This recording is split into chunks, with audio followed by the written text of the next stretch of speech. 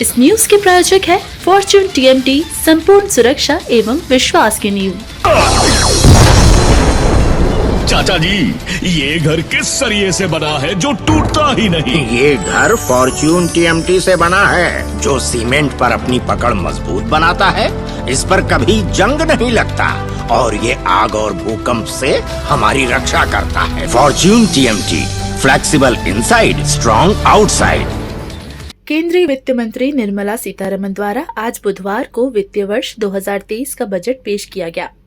आम बजट से विभिन्न वर्ग के लोगों को खासा उम्मीदें थी। गृहिणियों ने जहां महंगाई पर अंकुश लगाने की उम्मीद सरकार से लगाई थी।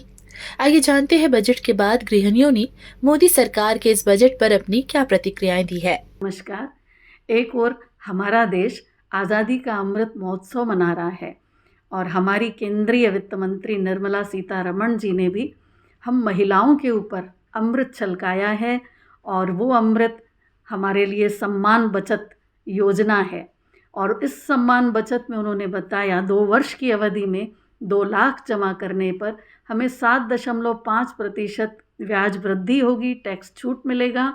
साथ ही साथ बुज़ुर्ग महिलाओं के लिए जो पेंशन सीमा योजना है उसमें भी उन्होंने सीमा अवधि को बढ़ाते हुए 4.5 लाख से 9 लाख तक की बात रखी, जिससे मुझे लगता है बुज़ुर्ग महिलाओं को भी काफ़ी फ़ायदे होंगे। और दैनिक जीवन में काम आने वाली चीज़ें, चाहे वो रसोई घर में इंडक्शन हो, ओवन हो या और कई उपकरण, साथ ही साथ इलेक्ट्रिक कार हो, स्कूटर हो, मोबाइल हो, सभी गैजेट्स, क्योंकि आज की दौर में स्त्रियों के आभूषण यही हैं जो मुझे दिख रहे हैं, तो उसमें हमें उसको सभी सामानों को सस्ता किया, जिससे महिलाओं को काफ़ी लाभ मिलेगा।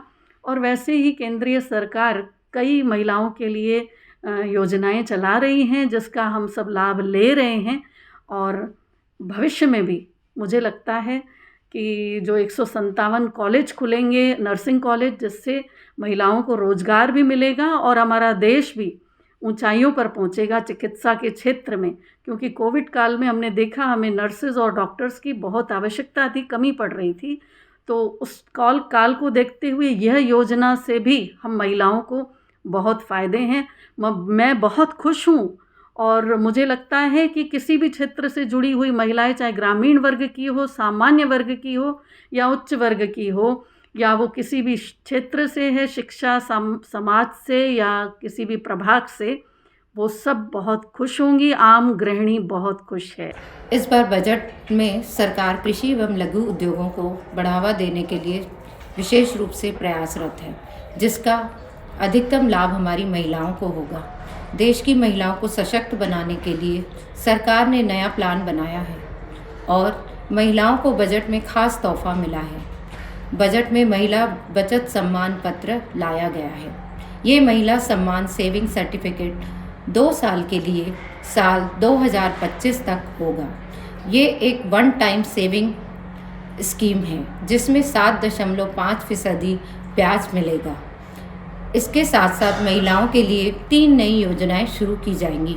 हमारी सरकार ने लाभ प्रदान करने के लिए महिला और बाल विकास मंत्रालय की मिशन शक्ति, मिशन वात्सल्य, सक्षम आंगनबाड़ी और पोषण 2.0 जैसी योजनाओं को व्यापक रूप दिया है। इससे भी महिलाओं को रोजगार व आत्मनिर्भर बनने में काफ़ी योगदान मिलेगा। इसके साथ साथ महिलाओं को सशक्त बनाने के लिए सरकार ने नया प्लान बनाया है। बच्चों और किशोरों के लिए राष्ट्रीय डिजिटल लाइब्रेरी तैयार होगी। इसके अलावा भी महिलाओं के लिए बहुत सारी योजनाएं हमारी सरकार ने बनाई हैं, परंतु आज भी आवश्यक है कि महिलाओं को उनके वेतन में समानता के लिए कुछ कदम उठाने की ज़रूरत है। इसके साथ साथ नए स्किल सिखाने की ज़रूरत है। महिलाओं को नेतृत्व वाले कारोबारों और मजबूत शैक्षणिक अवसरों के लिए और ज़्यादा समर्थन देने की ज़रूरत है। इसके अलावा आज भी ग्रामीण इलाकों में महिलाएं शिक्षा के प्रति जागरूक नहीं हैं। उन्हें शिक्षा के प्रति जागरूक करना होगा ताकि वे अपने अधिकारों को समझ सकें और उनका उपयोग कर सकें और नई नई योजनाओं की जानकारी प्राप्त कर रोजगार के सुअवसर प्राप्त कर सकें। अंत में मैं इतना ही कहूँगी कि भारत की अर्थव्यवस्था में मजबूती और निरंतर वृद्धि के लिए यह बजट लाभकारी सिद्ध होगा। नमस्कार, मैं मिसेस रेणु मनुजा एक गृहिणी हूँ। हमारी वित्त मंत्री श्रीमती निर्मला सीतारमण ने महिला सशक्तिकरण का ख्याल रखते हुए यह बजट पेश किया है, जो महिलाओं के ऊपर अतिरिक्त बोझ न बढ़ाकर एक बहुत बेहतर कदम उठाया है। इससे घर का बजट सुधरेगा और गृहिणियों को राहत मिलेगी। मध्यम वर्गीय परिवार होने के नाते ये बजट बहुत अच्छा है। रसोई गैस की कीमत में बढ़ोतरी होने से थोड़ी निराशा हुई है और स्त्री धन या सोने की कीमत में बढ़ोतरी से भी थोड़ी निराशा हुई है, लेकिन ओवरऑल यह बजट आम आदमी के हित में है। माननीय प्रधानमंत्री श्री मोदी जी के नेतृत्व में हमारी आदरणीय वित्त मंत्री श्रीमती निर्मला सीतारमण ने जो ये उनके कार्यकाल का 5वां बजट पेश किया है, यह बजट आम जनता और महिलाओं के मन में एक आशा का संचार पैदा करने में सक्षम साबित हुआ है। इस बजट में जैसा कि महिलाओं को उनकी छोटी छोटी बचतों को ब्याज के रूप में उसमें वृद्धि की गई, 7.5% से 8% उनका ब्याज किया गया है। उसमें उनकी छोटी बचतों के रूप में उनको अधिक लाभ मिलेगा और जिससे वे आंशिक रूप से जिसकी निकासी भी कर सकती हैं। ये एक बहुत ही सराहनीय निम्न मध्यम वर्गीय महिलाओं के लिए एक बहुत बड़ी राहत की बात है। साथ ही साथ जैसा कि हम विश्व के इस संपूर्ण माहौल में देख रहे हैं कि महंगाई का इतना ज़बरदस्त असर हुआ है, हम अपने पड़ोसी देशों में देख रहे हैं कि रोज़मर्रा की किचन की सामग्री में अत्यधिक बढ़ोतरी, कीमतों में बढ़ोतरी दर्ज की जा रही है। वैसा इस देश में, भारत में, उन्होंने भारत को लगभग काफ़ी हद तक इस महंगाई की मार से बचा के रखा हुआ है और वर्तमान बजट भी उनकी इसी मंशा को साबित करता है कि वे आम महिला पे, एक आम किचन पे ज़्यादा बोझ आने नहीं देना चाहते हैं और इस अपने उद्देश्य में वे सफल भी हुए हैं। ये महिलाओं की दृष्टि से बहुत ही अच्छा बजट है और इस बजट से लगभग मिडिल क्लास की, जैसा कि यह है, इनकम टैक्स की सीमा भी बढ़ाई गई है, उससे भी एक मध्यम वर्ग को एक बहुत बड़ी राहत मिलेगी और महिलाओं की दृष्टि से ये बहुत सराहनीय बजट है। नमस्कार, इस वर्ष के बजट की खास विशेषता यह है कि यह एक महिला द्वारा पेश किया गया है और इसे एक महिला राष्ट्रपति ने ही मंजूरी दी गई है और मैं एक महिला ही इस पर विचार दे रही हूँ।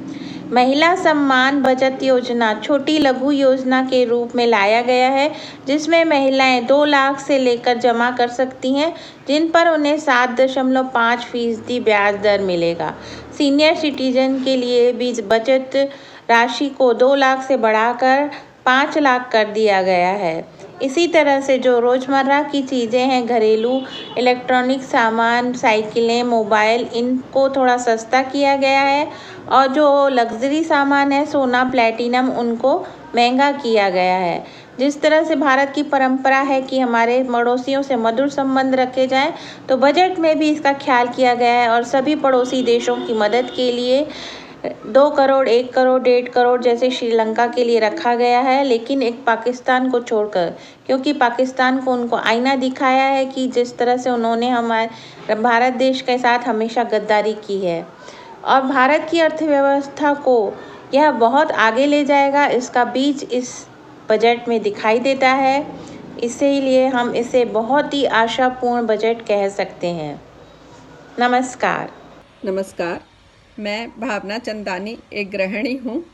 इस साल के बजट की बात की जाए तो हमारी वित्त मंत्री श्रीमती निर्मला सीतारमण जी ने इस अमृत काल में सभी चीज़ों को ध्यान में रखते हुए एक सुगठित सा बजट पेश किया है, जो कि निश्चित रूप से हम मध्यम वर्गीय परिवारों के लिए अमृत प्रदान करेगा। ओवरऑल देखा जाए तो इस बजट में महिलाओं के उत्थान के लिए 5% का इजाफा हुआ है, जो कि लास्ट ईयर 4.3% के कंपैरिजन में थोड़ा सा मार्जिनल राइज हुआ है।